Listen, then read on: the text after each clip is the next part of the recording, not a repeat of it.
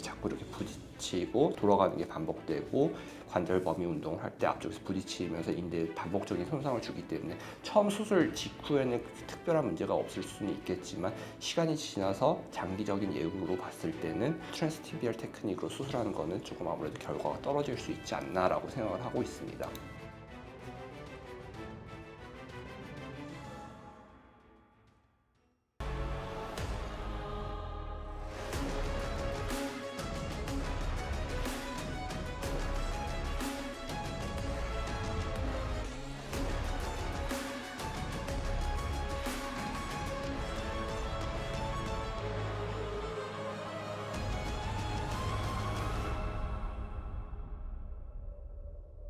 예, 안녕하십니까.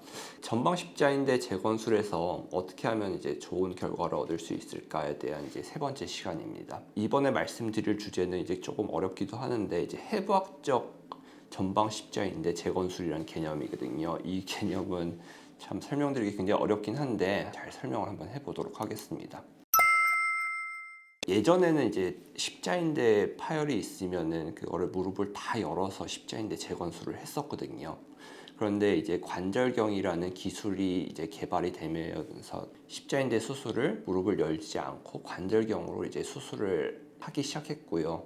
하고 나서 아무래도 이제 무릎을 열지 않고 작은 구멍을 통해서 수술을 하다 보니까 이제 수술 후에 합병증이라든지 이런 측면에서 훨씬 더 유리한 결과들을 보였던 것 같습니다.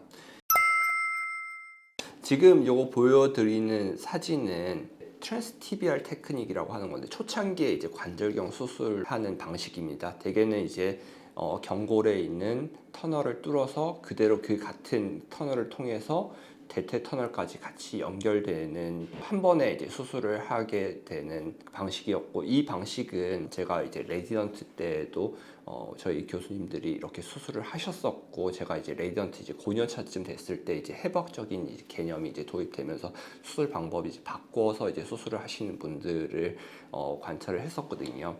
이렇게 트랜스티비얼 테크닉으로 수술을 하게 되면은 이 사진에서 보는 것 같이 우리가 원래 십자인대가 위치하는 쪽에 인대가 형성이 되는 게 아니라, 특히 대퇴 터널 입장에서는 조금 더 앞쪽 그리고 조금 더 위쪽에 터널이 형성을 하게 되고, 인대 입장에서도 봤을 때도 원래 위치랑은 조금 다른 방향에 위치하게 됩니다. 근데 인대 위치가 원래 있던 위치랑 이제 달라지게 되면은 우리가 무릎을 구부렸다 폈다 할 때 이 사진에서 보는 것 같이 앞쪽에서 이렇게 부딪히는 현상을 일으킬 수가 있고요.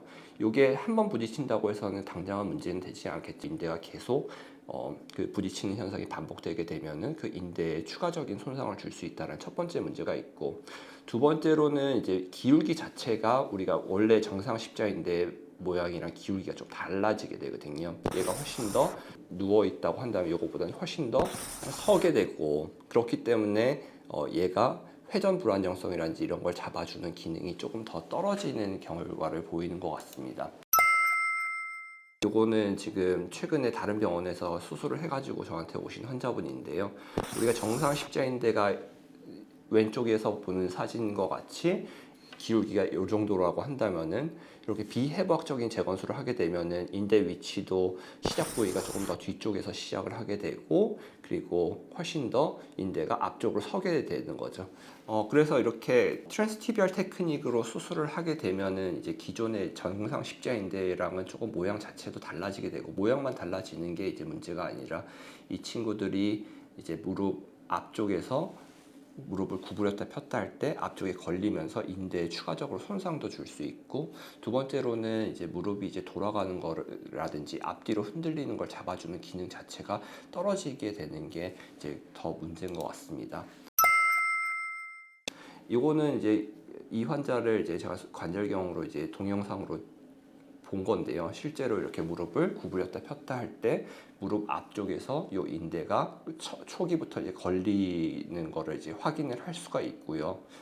이게 인대와 대퇴골 사이에 이제 충돌 현상이라고 얘기를 하는 건데, 이런 것들을 볼 수가 있고, 그래서 대개는 이제 환자분들 입장에서는 무릎 안에 이제 위치가 이제 정확하지 않게 되면 무릎 안에 걸리는 느낌도 발생할 수 있고, 또 돌아가는 걸 제대로 잡아줄 수가 없기 때문에 자꾸 무릎이 돌아간다라는 증상을 얘기를 할 수도 있습니다. 또 여러 연구에서 이제 보고되는 거와 같이 이제 대퇴 터널이 위치가 이제 정확하지 않은 경우에는 방십자인대 재건술을 시행하고 나서 재파열의 가장 흔한 원인으로 알려져 있거든요. 부딪히고 돌아가는 게 반복되고 관절 범위 운동을 할 때 앞쪽에서 부딪히면서 인대에 반복적인 손상을 주기 때문에 처음 수술 직후에는 특별한 문제가 없을 수는 있겠지만, 시간이 지나서 장기적인 예후로 봤을 때는 트랜스티비얼 테크닉으로 수술하는 거는 조금 아무래도 결과가 떨어질 수 있지 않나라고 생각을 하고 있습니다.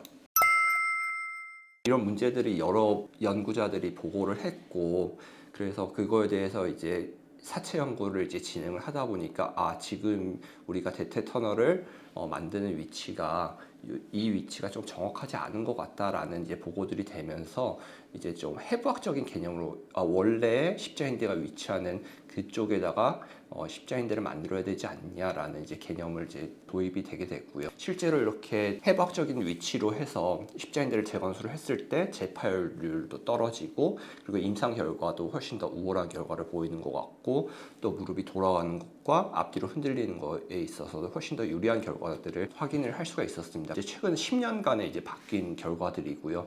그 전에 이제 트레이닝 받고 그 본인의 수술 방법을 이제 바꾸지 않고 그대로 유지하신 분들은 지금도 이렇게 수술을 하시는 분들이 꽤 있는 걸로 알고 있습니다. 그래서 지금 이 사진에서 보는 것과 같이 왼쪽 사진은 트랜스티비얼 테크닉으로 수술을 하는 건데, 오른쪽 사진은 이제 해부학적인 개념으로 아나토미컬 리컨스트럭션이라는 개념으로 이제 수술을 한 겁니다. 똑같이 인대를 연결하는 수술이긴 하지만 왼쪽 그립 같은 경우에는 인대가 앞으로 서게 되고, 그리고 정상 이제 십자인대랑은 조금 모양이 다르고 해부학적인 위치도 조금 다른 거를 확인할 수가 있습니다. 그래서 요즘은 이렇게 해부학적인 개념으로 이제 수술을 하게 되면은 인대도 기존의 옛날 방식으로 했던 것보다 조금 더 뒤쪽으로 눕는 경향이 있고, 장기적인 예후 측면에서 훨씬 더 좋다고 보고가 되고 있기 때문에 이런 방식으로 수술을 하는 거를 최근에는 권장을 하고 있고요. MRI를 봐도 저희가 이제 왼쪽은 이제 정상 십자인대 사진이고, 오른쪽 사진은 우리가 십자인대 재건술한 사진이거든요. 트랜스티비얼 테크닉으로 수술한 거와 다르게 해부학적인 재건술을 하게 되면은 정상인대랑 거의 비슷한 기울기로 해서 재건술을 시행한 결과를 볼 수가 있고, 모양도 훨씬 더 정상에 가깝게 수술된 거를 확인을 할 수가 있습니다.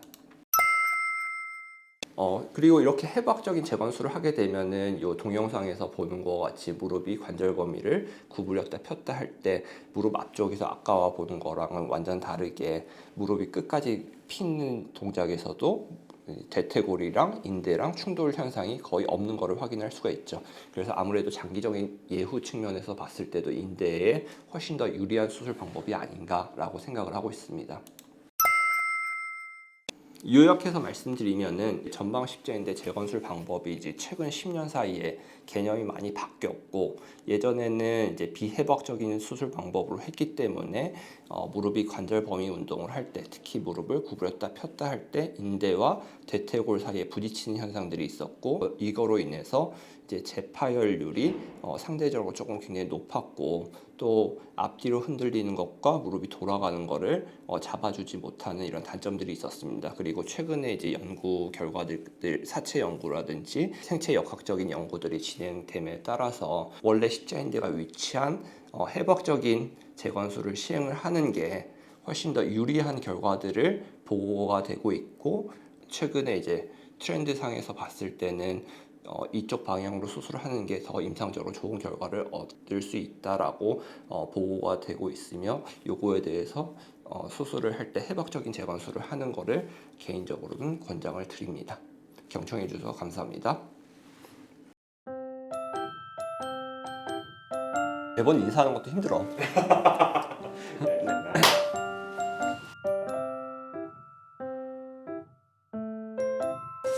트랜스티비아를 한글로 어떻게 얘기를 하지?